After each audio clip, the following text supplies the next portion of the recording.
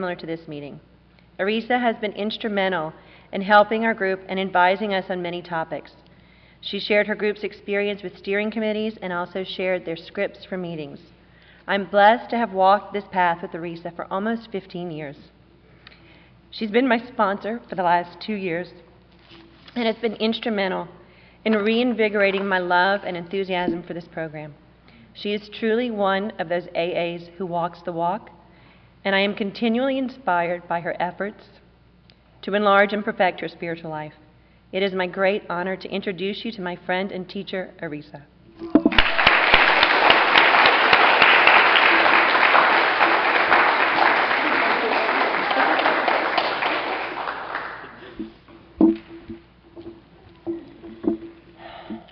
My name is Arisa, and I'm a very grateful, recovered alcoholic. And it is such a joy and a privilege to be with you here tonight. And the only reason I'm here with you tonight, I believe, is because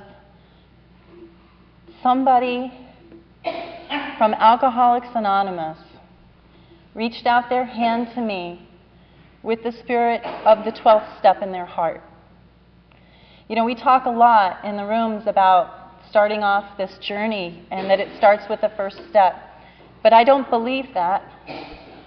I don't believe that the journey starts with the first step. I truly believe that I wouldn't be here without the 12th step in that other person's heart. For me, it started with that 12th step. And I will do everything that I can to keep Alcoholics Anonymous what it was when I walked in. You know, I believe that this program is just a gift from God. When I got here, I was beyond broken. I was so broken I didn't know it was fixable, you know? And I had no hope. I used to say my hope was broken, you know? And I didn't understand something that I've learned here is that I couldn't have faith in me until somebody else had faith in me. And it was that first person in Alcoholics Anonymous who taught me, who had a vision of what could happen for me. And I trusted that vision. And I just started to walk this path behind her. I grew up in South Texas, so not too far away. And I come from a long line of missionaries, Lutheran missionaries. So being up here at the pulpit in a Lutheran church is a little, well, it's the first time for me. I wonder what my grandfather is thinking right now. But, you know, I grew up with some very different ideas about what God is from what they are today. And there was no active drinking in my household, but my mother is the adult child of an alcoholic, and my father was a rageaholic. And it was not a fun place to be. But that has nothing to do with why I'm an alcoholic. Absolutely nothing to do with why I ended up drinking. I was restless, irritable, and discontented as a kid. That's just the way I was. That's how I was wired. And I can remember being in 4th grade and knowing that things were just not right and that someday I was going to have to fix them. Now, first of all, I just don't think that's a normal thought for a kid that age. But second of all, I mean, I'm already playing God. I mean, I have to fix, you know, like all of the insanity of my life. And that would be the way I dealt with life. Okay, there's a problem. I have to fix it. And it is self-will. I mean, I am self-will run riot. I am the epitome of self-will run riot. And it was not a pretty show. You know, it just wasn't. When I was a kid, I was tall and geeky and skinny, and I quit growing when I was about 13, but I weighed about 50 pounds lighter. So, you know, I was a beanpole, and I got picked on a lot, and, you know, And I decided that, I was going to turn that around, that life was just a game, and you just had to learn to play it. And that's how I thought of things, If there's a problem over here, make it look good on the outside. And then you'll get, people think you're okay. And if people think you're okay, then sooner or later, maybe I really will be okay. And by the time I picked up a drink, I needed it so desperately, so desperately. And, when I got to AA, I heard so many people's stories about their first 5 good years, and then it kind of got problems, and then it got bad. Well, I'm just a fireworks kind of girl. You add alcohol, and it's instant disaster for me. And today I'm grateful for that, but that was my first AA resentment, was that you got to drink longer than I did, I didn't want to stop. You see, I didn't come to AA to stop drinking. I came to AA because I was out of answers. Alcohol worked for me. It worked for me. You see, if you think if alcohol is your problem, you don't belong in AA. And I didn't get that when I got here. I thought you came to AA because alcohol was your problem. But if you're a real alcoholic like me, alcohol's your solution. Alcohol fixes things. When I took a drink, all of the things that went on in my life, the stuff going on with my dad, the stuff going on with people at school, the stuff, it all melted. It just went away. And I had a spiritual experience. And you know what I understand a spiritual experience to be today is to be able to be present with you right here, right now. Yesterday's not biting me in the rear end, and tomorrow's not scaring me. And so I'm able to be real. That's what a spiritual experience is. And that's what alcohol did for me. It does something for me that it just doesn't do for normies. When I drink, I don't get slightly out of control or anything. I get in control. I mean, I know what to do when I'm drinking, That's what happens to me. So the idea of quitting drinking, you're asking me to lay down my life. You're asking me to lay down my life. So I had to be out of answers to walk into Alcoholics Anonymous. Absolutely out of answers. And I thought you guys were going to teach me how to not drink. And I found that that's not what Alcoholics Anonymous is about. And I found that, like I said, AA is not for people with a drinking problem. The truth is if you have a drinking problem, there's a real easy solution to that. Don't drink. But I couldn't not drink. I couldn't not drink because I would get so uncomfortable in my skin. It was like somebody peeled off my skin and I was just nerve endings. Life hurt. Life hurt so much. One of my, within 6 months of my starting drinking, I was out at a bar illegally. I was 15 years old, so I couldn't even drive. And to legally be in the bar, you had to be 18 years old. You had to be 21 to drink. And instead, here I am at the age of 15 in the bar drinking. And the next thing I know, basically I was abducted and raped and left. And it was a bad evening. It was a really horrific part of my life. And any normal person who has an experience like that would never drink again. They would never drink again. But what happened to me was that I couldn't live with what was going on, and I knew what was going to fix it. And I was drinking a couple of days later. A couple of days later. And I literally, it was like I was holding my breath between drinks. I'm in high school, I've got to go to school. I'm a straight A student. I'm, Little Miss Everything. And I'm holding my breath between drinks. And the only way I'm not literally driving off the edge of a cliff, there was a T-junction, and it was long before Thelma and Louise came out, but I would sit in my 1976 Cadillac at this T-junction wanting desperately to gun the motor and go over the edge. And the only thing that kept me from doing that was the relief that I found in alcohol. That is not a normal response to alcohol. It's just not. You know?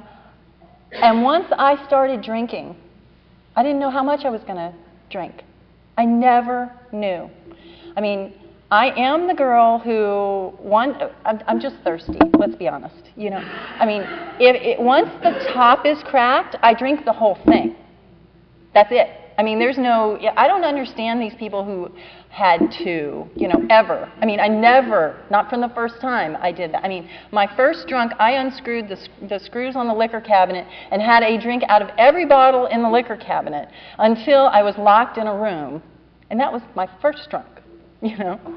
And it just, I needed more. I need more. I don't stop. I have no stopper, you know. And what I've discovered is that if your problem is that you can't stop drinking once you've started, no problem, just don't drink. But if you can't not drink and you're not an alcoholic, actually that's not a problem either. Just have as much as you want. You see, you have to have both to be powerless. That's what I learned here, that what alcoholism is that I can't stop. And I can't stay stopped if I do stop. Once I start, I drink whatever there is, and I cannot keep from picking it up. My first time into Alcoholics Anonymous was right after, it was at the end of high school. At the end of high school, I was voted most likely to succeed, class president, on the homecoming, you know, yada yada, and accepted into one of the best universities in the country. And I wanted to die. That was me sitting in front of the T-junction. That's where I was. And I walked into Alcoholics Anonymous. And it was a small little meeting. There were like 5 people there, and they all could have been my grandparents. And they told me I needed to buy a big book, so I gave them $5, and I took the book, and I read it on the beach. And they told me I needed a home group, so I thought that meant that I needed to just go back to their meeting. I didn't know that I was allowed to go to other meetings. I thought that, you were registered, and this is where you belong, like, here you go. They didn't tell me that there were young people getting sober. They did, but also I wasn't asking. I want you to understand that I wasn't asking, And I started reading, and if you don't know this, there are drunk traps in the book. Little words like potential alcoholics, And I grabbed on to that potential alcoholic, and I was like, yeah, that's me. I mean, my grandfather died with 40 years sober. I knew AA worked. He wasn't alive when I got sober. I knew AA worked. That's how I ended up there. But I didn't think I needed it yet. I didn't get that I was unmanageable. Excuse me, but yes, I get that I'm powerless over alcohol. That's kind of obvious. Nobody drinks the whole bottle of Jack Daniels by accident, except me. Nobody else I knew. I ran around with a bunch of football players, and it was great. We would say things like, we can't be alcoholics. Alcoholics are people who don't think they have a drinking problem. We know we have a drinking problem. I have no problem with the idea that I have a drinking problem.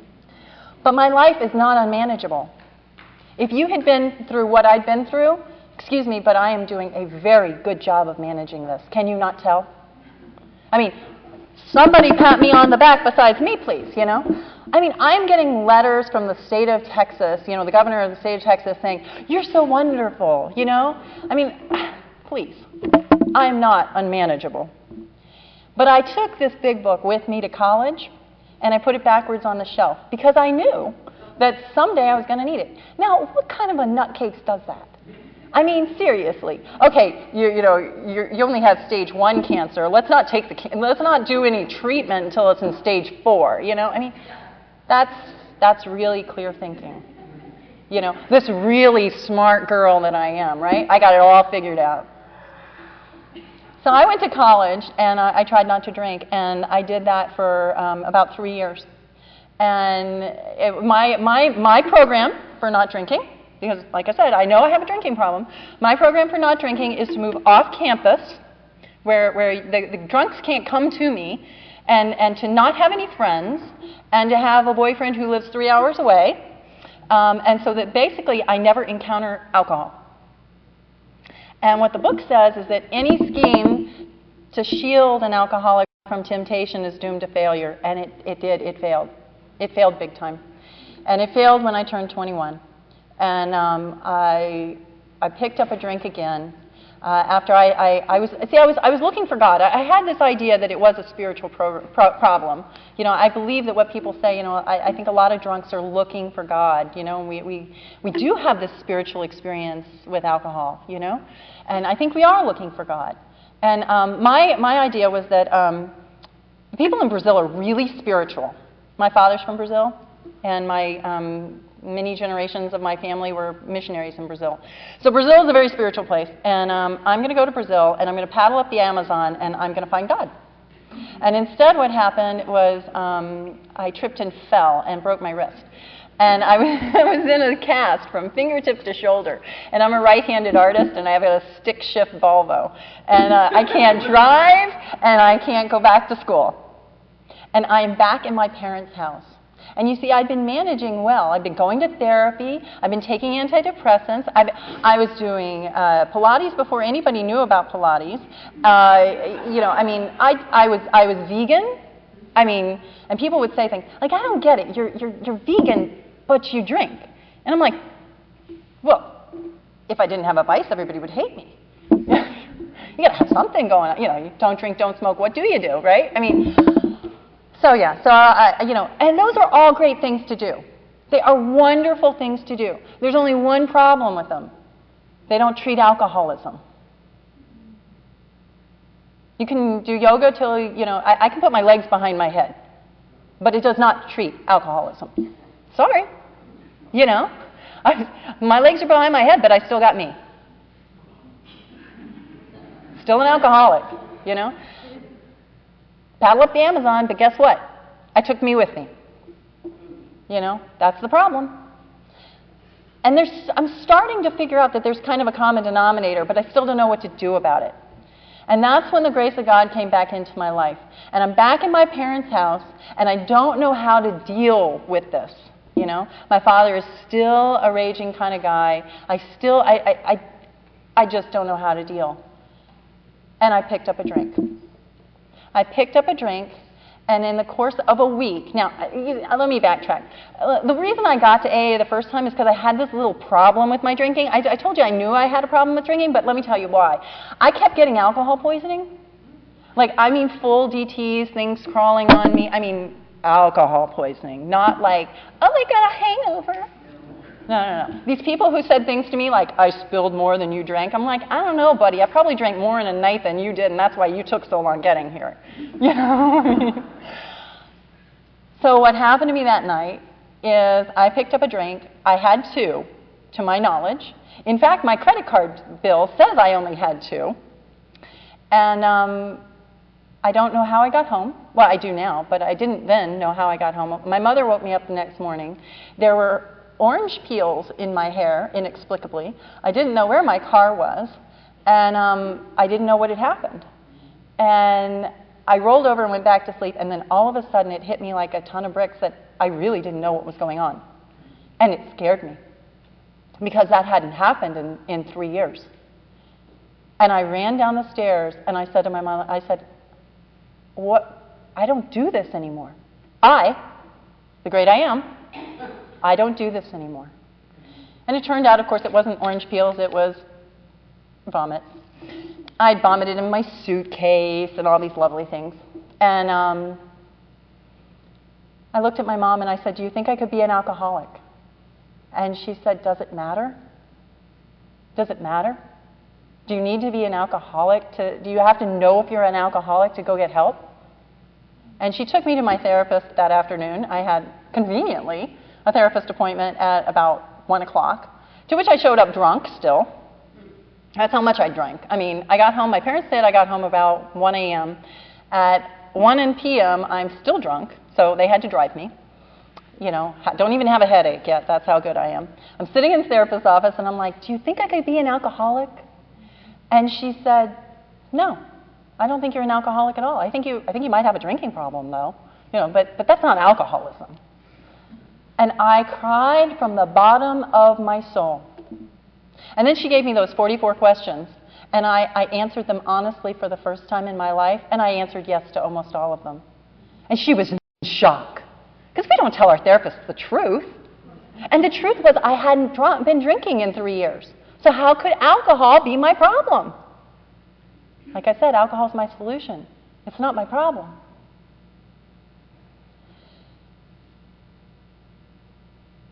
She sent me to somebody who is a member of Alcoholics Anonymous, and that woman started me on the path.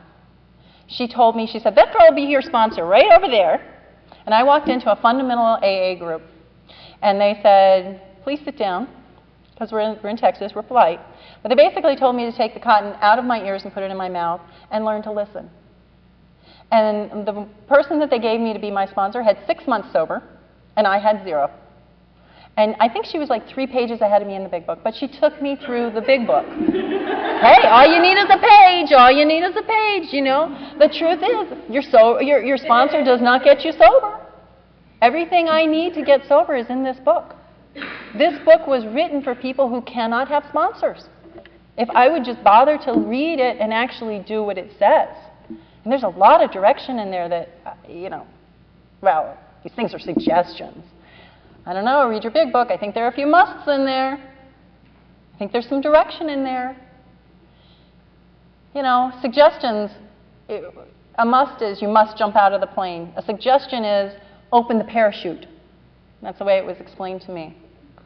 So I started into the work. She got me through, pretty quickly, and I was put on this path. And one of the things that they told me was that, it doesn't have to be perfect, because you're going to do this again, and you're going to do this again, and you're going to do this again. And the culture that I grew up in AA, they work the steps every year, and I still do that. I work the steps every year. And I believe that it is a big reason that, I love my life today. I've learned to resubmit on a regular basis, on a daily basis, on a yearly basis, on a moment-to-moment basis to a will other than my own. And I've been blessed with some amazing teachers along the way. I would like to say that I worked the steps, and I became a person you would have liked to know. But that was not what happened for me. There have been so many pitfalls along the way.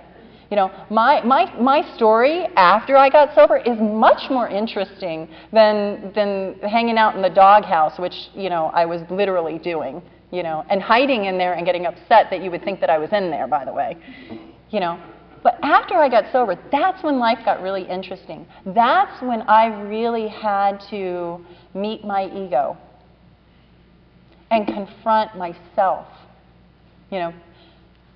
and try to grow. When I got here, I was so angry at God. I was so angry at the world. I couldn't trust God, because what God would have a little girl get pulled down the stairs by her hair? What God would have a man beating his kids? What God would have people starving? How can I believe in that? And that is what my journey in sobriety has been about. And that's why we talk about a God of our own understanding. And I had to forget about what I thought I knew. And when you get to I don't know, you're finally teachable. And I had to get to I don't know. Like, I don't get God. I really don't. But I'm starting to get to know Him. And that's different. It's not about understanding everything for me anymore. I remember when I would say my first real third step. It wasn't my first third step. That's a good story, but I won't tell it tonight. It takes too long. But my first real third step, when I got down on my knees, and what I said, you all know the prayer, but what I said in my heart was, I quit. I quit.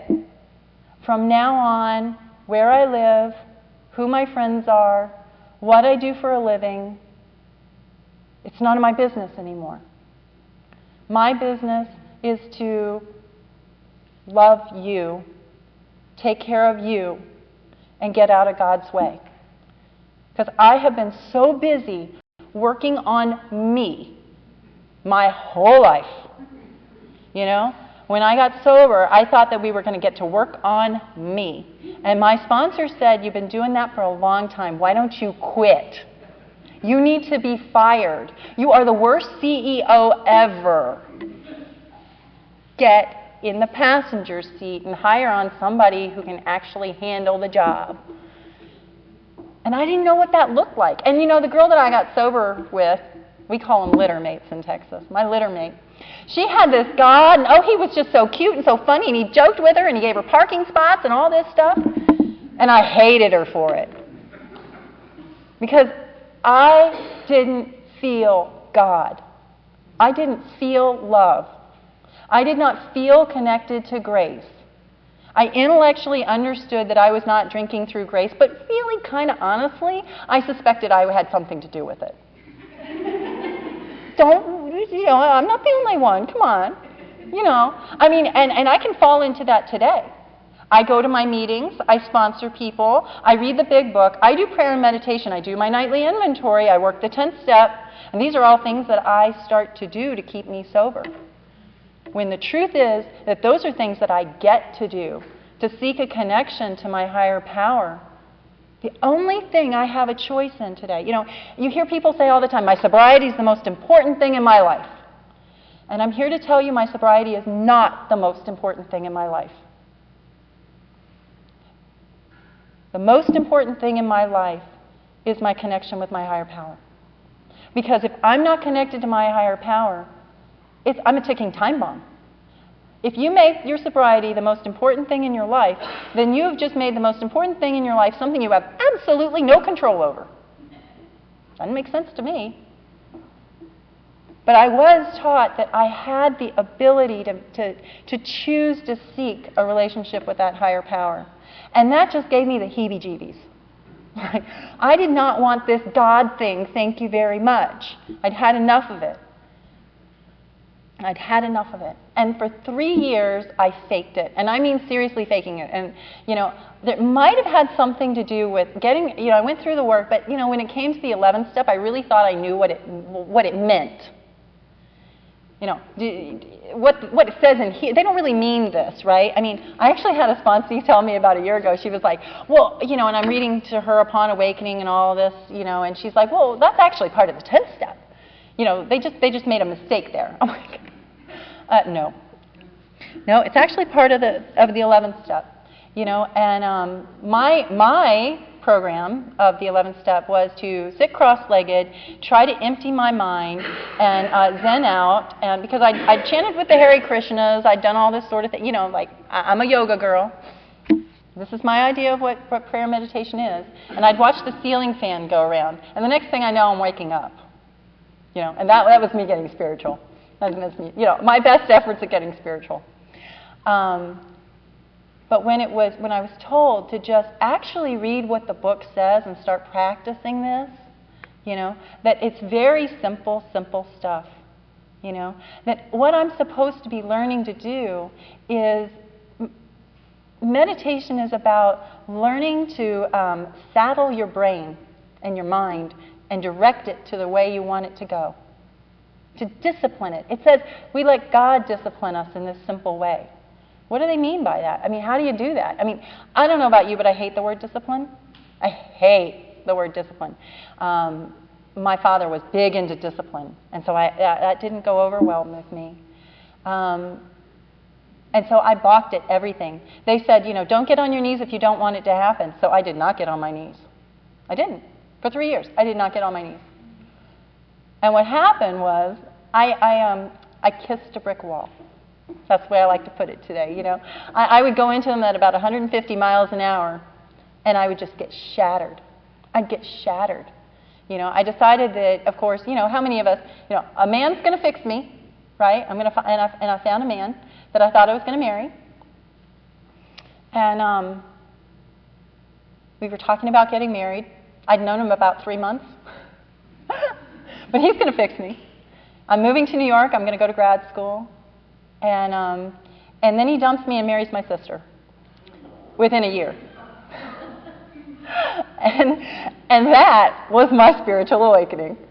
You know, all of a sudden, I had to seek God with the desperation of a drowning man. And I was drowning. I was dying in the rooms of Alcoholics Anonymous. Dying. And I was a big book thumper. I was a total big book thumper.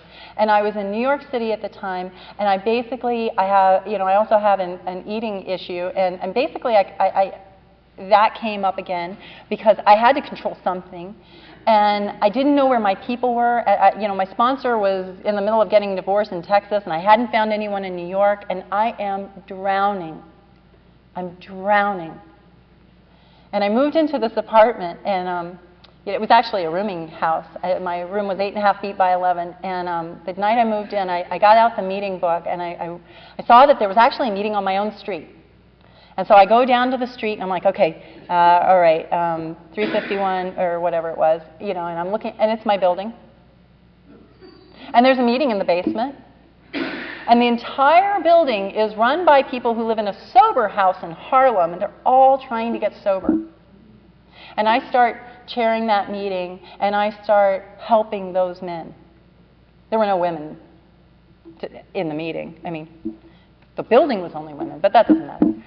So I'm sponsoring men, which is a no-no, right? But I got to help somebody. I got to do something. I mean, that's what I've been taught. The truth is, I'd had sponsees before, and I'd taken them through some work and all of that. But I started practicing everything that was in this book at that point because I had to. And I had to go to the book because my sponsor wasn't picking up the phone.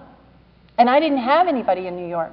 And I had to go into the book and say, what do I do? And I started to read this book in a completely different way. I started to look for what it was telling me to do because I'd heard that Bill had written this book for people who would never get to be in touch with Alcoholics Anonymous. So maybe there was something in there I might want to read. And I'd read it lots of times, but I read it for knowledge, not for experience. And I'd been told, somewhere along the line, don't let anybody read your big book for you. But I was very guilty of that. I got sober next to a circuit speaker, and she was so cool, And I would never have asked her to sponsor me, but I would eavesdrop on what she told her sponsees, and I'd go run do it, that sort of thing.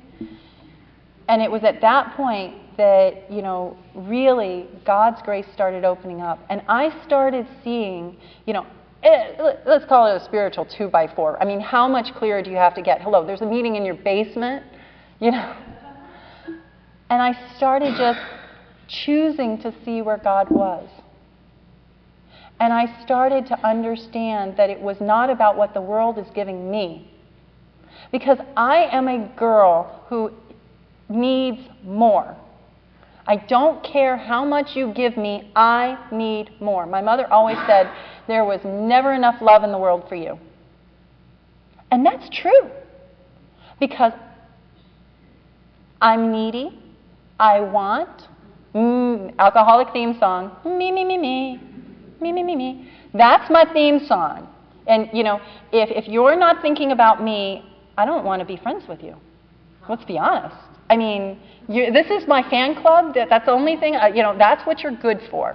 You're here to build my self-esteem. And I didn't even get that about myself. I thought I was such a giving, wonderful, sweet person. And I was so not. I was so selfish. But I dressed it up in a very nice way. I'm from the South, like I said. We can, we're very nice.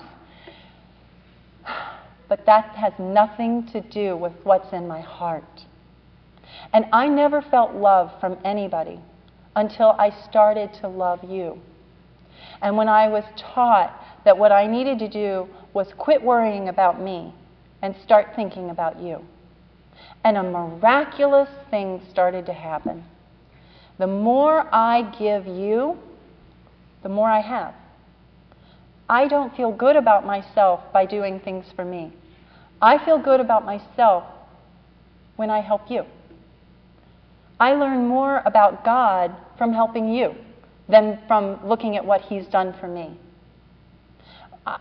These gratitude meetings, and you sit there and you talk about how great God is, and now you've got a new job and a new husband, and those don't help me. Those meetings don't help me. Not that I don't write a gratitude list every night. I do actually write a gratitude list every night. But what I need from a meeting of Alcoholics Anonymous is the message of Alcoholics Anonymous, which is, you're selfish, you're self-centered, and you better pull your head out of where the sun don't shine and get to work. This is not a self-help program. This is a God help program, and we help God's kids. And if you've got 2 days, you help the guy with 1 day. I had my first sponsee before I was a year sober, and I was terrified when she asked me, and I was like, I gotta go talk to my sponsor. And I go to my sponsor, and I'm working on my 9th step, and not really doing 10, 11, and 12, but trying to make her think I am. Because that's what it's about. As long as your sponsor thinks you're doing it okay, Rob, right? And I was like, what do I do? She's like, well, you can help her, can't you? I was like, I guess so. And I was a terrible sponsor to her. Her name was Tamara, and someday I hope I see her again because I owe that woman amends. But I don't know her last name. So anyway, I had a hard time picking up Tamara's phone calls. And today I pick up phone calls whether I want to or not, and I return them within 24 hours. And that's because of Tamara. I have learned to be the change that I want to see in the world. I was always waiting for you to change. But when I start to change, I somehow start getting what I want. It's an amazing thing. And it happens fast in my life. Really fast. The night I met my husband, I've never told this story from the phone. The night I met my husband, my sponsor had said to me earlier in the day, she said, you know what your problem is? I said, no, but you're going to tell me. She's a New York Jewish woman. She tells you. And she said, your problem is that every time a guy tries to talk to you, you just run the other way. And I said, that's not true. I date plenty of people. And not 4 hours later, I am sitting in a restaurant by myself, having dinner, reading my book, and the waitress comes over and she says, the man at table 33 wants to buy you a drink. I don't even find out who table 33 is. I'm like, tell him no. And I go back to my book. I've already put in my order, and all of a sudden, I'm like, I got to get out of here. And I wanted to run. And that's when it hit me that I was doing exactly what she accused me of. And so I decided to make amends. Not to the guy, but to God. And I decided I was going to do 3 things. I was going to find out who he was, I was going to smile at him, and I was not going to leave before he did. Real high bar there, right? This is not rocket science. Suffice it to say, by the end of the evening, we were having coffee. And I had also heard one other thing I'm going to share with you that, somebody had told me that the next time I met a guy and I liked him, it's been about 2 weeks earlier, next time I met a guy and I liked him, and he gave me his business card, that I should flip it over, write my number on the back and give it back to him. And as we're saying goodnight, David opens up his coat pocket, he pulls out a card, he flips it over, and he hands me a pen. And I'm like, ugh. And 1.5 years to the day later, we were married. And I don't know about you, but I would say, I want skywriting. I think I'm getting skywriting, How much more clear does it need to be? And I've learned that the truth is my best friend. I was a liar and I didn't know it because I was lying to me. I was lying to me. I didn't know who I was. I lived in a hall of mirrors, where sometimes you're 12 feet tall and look like Xena, and sometimes you look like the Oompa Loompa. And it just depends on the situation. That's all there is to it. And it was through inventory, it was through writing my inventory that I began to see who I really am. And that I began to see how God had really shown up in my life. I don't believe that God brings us the bad things. I know a lot of people who say everything happens for a reason.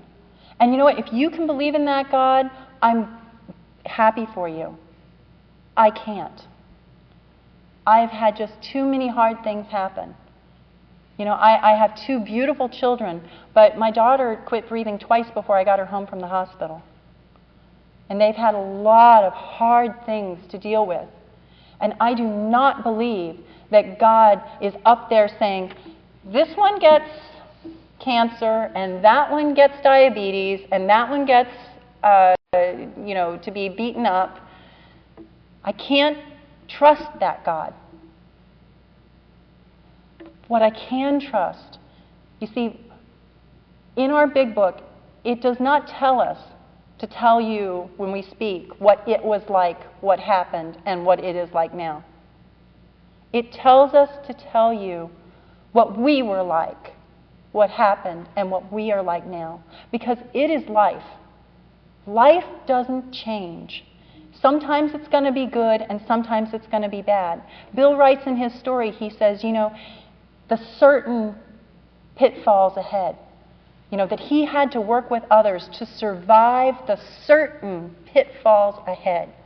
That's what I have to do today. And today, I call it, my God is a God of lemonade.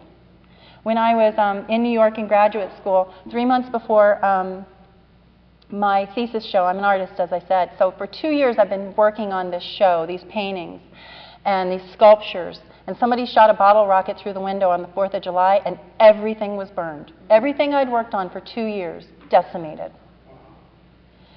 Now, I happen to, my medium is actually smoke. I was making all these smoke paintings, and they burned up. It was really kind of funny, And when they let me into this room to go see if there was anything salvageable, I walked into the room, and it was like walking into a Salvador Dali painting. The fixtures were dripping down the walls. And for a girl who works with smoke, it was like God was whispering in my ear. He said, that was your idea of smoke painting? Here's mine. And I could see the power of it rushing through and moving around. And I walked out of there empowered, not beaten. I have a God of lemonade. My God says, life happens. But you roll up your sleeves, you squeeze those lemons, and honey, I got more sugar over here, as much as you need, and I'll add the sugar. You squeeze, you stir, you do the footwork. I will make it beautiful. I believe today that everything that happens to me, I have a choice. I have a choice in how I experience it. It says in our book that we insist on being happy. I have learned to insist on being happy. And I've learned to do that through prayer and meditation and through helping others. I have done that by continually looking at inventory. I know with certainty today that my God is crazy about me. And I didn't believe in him at all. I was told that if I stayed on this path, that there would be a day when I would not want to be anyone other than myself. And that has come true for me. My life is not perfect. My children are not perfect. But I am so deeply blessed. And the only time I cannot connect to that grace is when I'm thinking about me. I am still the only problem I have. The only thing I have to guard against anymore is my own selfishness, my own dishonesty, and my own fear. If I practice that 10th step, you see, there's so many people, they think the 10th step's at night. And I got to tell you, I wouldn't be here if the 10th step is at night, because I couldn't have survived those days when my daughter was having a spinal epidural, when I didn't know what the heck was going on, if I had to wait until the evening to get relief. That 10th step is all about verbs. Ask, cease fighting, turn. And what that means to me is turn towards God. Practice conscious contact. Make a decision. I mean, my sponsor used to say, discipline is the horse I ride. And today I look at discipline as a very different thing. The word itself means to teach. It's not about you do it my way or the highway. It's to teach. And today I let God teach me in this simple way. And if I can ever be of any service to you in any way, shape, or form, I hope you'll call. And if you're new to Alcoholics Anonymous, and I know there are a lot of people who are tonight, I hope you stay, because I believe in you. I know what you can be, because I was not a girl who could have done anything on her own. And I have today a life that I wouldn't trade with anyone. And it is yours for the taking. All you have to do is follow the directions that are in this book and never let anyone read your big book for you. Thank you for my sobriety.